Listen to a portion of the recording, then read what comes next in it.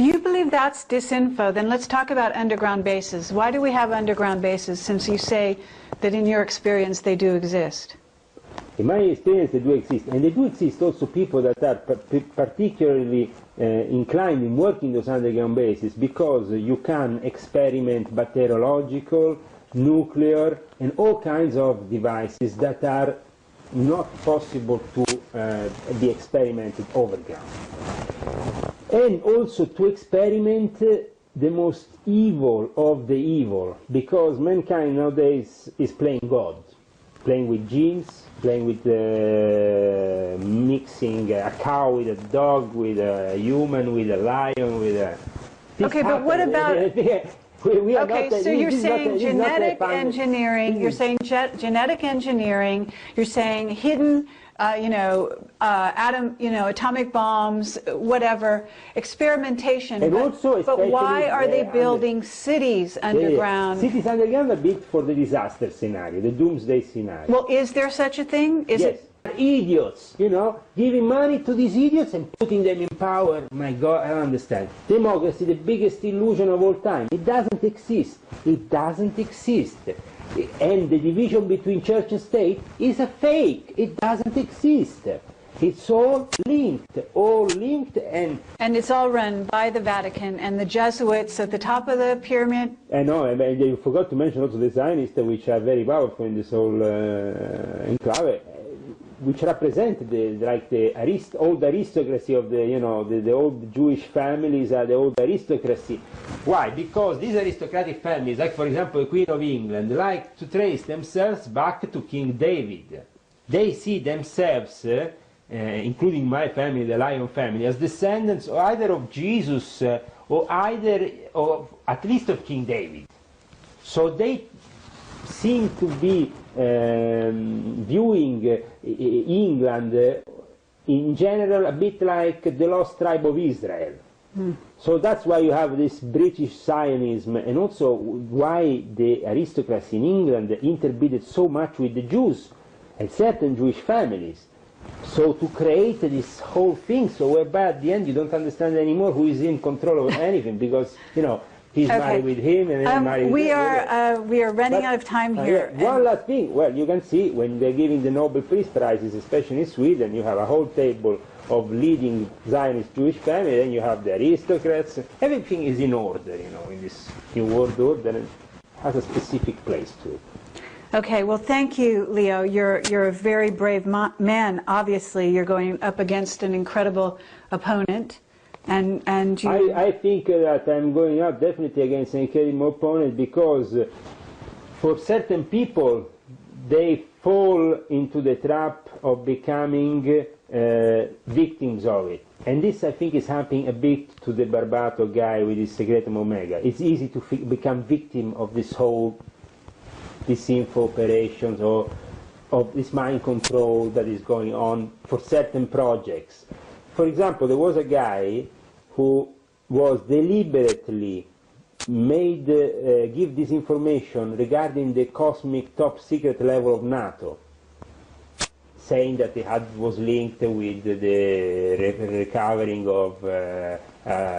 You're talking about Robert Dean, the person we interviewed. Yeah, a guy like him. I didn't know you interviewed him, but I heard about him many times. I think it's the typical example of how you can fall victim of these people. Because at that point, they give you certain information. They know they have given you this, they have showed you certain things. They have showed you just enough, okay, boom. And then the rest of the life, what you do? You get kicked out of all your jobs, you get to become the victim, obviously. But at the same time, what you saw and what really you are reporting, is it really true, or is it a cover-up and an operation to cover up other interests by the powers that are there and by the people on top of you that know obviously very well how to mind control people and how to spread this information?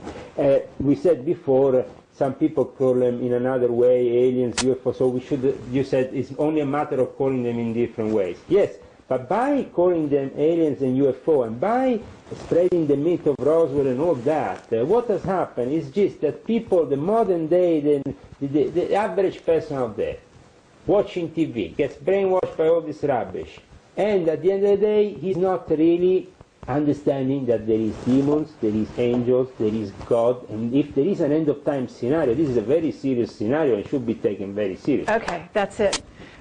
Do you have any more? Yeah, sure, okay, sure. say that one more time. And this scenario, say your last line. And this scenario is definitely very important if we are approaching the end of times, and some great changes will be definitely happening. But for them to brainwash you about the aliens and all that, while instead the real intention is to just microchip you and put you in a global network in which you are the prisoner, that is their objective. Who's at the top of the pyramid? Who specifically? Is it the Pope or is it someone else? Or is it the black? We have to first of all divide power into temporal and spiritual power, right. Okay? But the thing is that these two things are linked, like two keys or two eagles watching one side or the other, like the 33-degree Masonic symbol. This is the oppositions watching each other, but linked still. And obviously the Pope was always linked with the Emperor. So if the Emperor today is the President of the United States, but still under the Pope, because the spiritual blessing comes from the Pope. Okay, the Pope structure then the Pope has... is a very old man. Is he really in charge or is someone else in charge? We have the Pope, then we have the Jesuits. And many people say, are the Jesuits in charge? The Jesuits are in charge for many years of the Secret Service of the Vatican. Okay, which is but do also... you know these people? Yes, I I have photos, if you want, with the head Jesuit of the Interreligious Dialogue Department of the Jesuits. In fact, recently I have been accused on the internet of being myself a Jesuit agent because there is pictures of me with senior Jesuits. Now, the problem is why I have pictures with the senior Jesuits, because I was involved in interreligious dialogue, and up until even recently, last May, I participated to an interreligious dialogue meeting here in Oslo, where this senior Jesuit was present, which is Thomas Michel, and for people it's strange that enemies can meet up. Well, I was critic towards him, in front of him, but we still meet up. We don't have to go around with guns and shoot each other. There has to be a level of dialogue above all, even between the enemies. And this has happened always since the beginning of time. Now, if the opposition has only to be one guy, like Alex Jones shouting with a microphone in front of a building, well, that is a very stupid opposition for me, sorry. Opposition has to be a constructive opposition. We have to propose some alternatives, discuss some possibilities. Okay, but what alternative would you suggest? I mean, what is your vision, or what would your vision be? How would it be different than the Jesuits say? Vision for the world? Different spiritual path, different occupation, different preoccupation. What would you be? How would you be differing from him? Sure. Well, my intention is to reveal today, tonight, whenever you're going to see this video, a few things that might shock you. Like, for example, the revelation that in the Vatican himself we have over 40 cardinals that are Muslim and that are practicing the Jehoshaphat, which is a specific holy book that the Muslims use for specific purposes, and called the Jehoshaphat al-Kabiri. And this book is being left to the descendants of Muhammad for a specific purpose, also leading to the end of times. What is the purpose? To be able to control that evil, those evil forces that, for example, the majority, unfortunately, in the Vatican practices with the black masses, with the evocation of certain entities, with the use of these demons. Now, people must say, how is possible the Pope is evoking demons? Well, if you just do a little bit of brief history lessons and you go and study the history of the Vatican, you will find that from Papa Onofre to many other popes in the Vatican, they have been practicing magicians themselves, using evocations, publishing also material on these evocations, through who? The Jesuit order is in charge of the esoteric side of the Vatican. This has happened because the esoteric order is very important for the Vatican, as it includes all this secret information regarding the evocations and how they should be done. Zaccaria Sitchin also gets invited by the Pope, John Paul II, visits secretly the Pope in the Vatican, takes from him instructions to write his pile of rubbish, which is the End of Days book that he has brought into being lately.